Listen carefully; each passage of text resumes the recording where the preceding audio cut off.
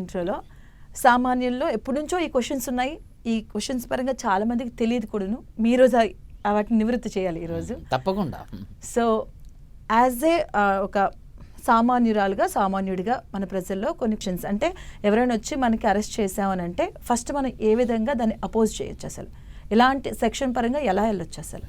ఒక చిన్న ఉపోద్ఘాతాన్ని చెప్పిన తర్వాత, అంటే ఇది పోలీసుకు సంబంధించినటువంటి ఇష్యూ కాబట్టి ఒక ఉపోద్ఘాతం చెప్పిన తర్వాత సో ఇట్లా ఏంటంటే మానవ హక్కుల ఉల్లంఘన అనేది మనకి chief justice ex chief justice NV Ramana గారు కూడా అన్నారు, పోలీస్ స్టేషన్లలోనే అంటే హక్కుల ఉల్లంఘన జరుగుతుంది. ఇప్పుడు సాయి కృష్ణ అనే వ్యక్తి అతను హాబిచ్యుయేటెడ్ అఫెండర్ అయి ఉండొచ్చు, అతను తప్పులు చేస్తూనే ఉండొచ్చు, దాన్ని చట్టపరంగా శిక్షించాలి.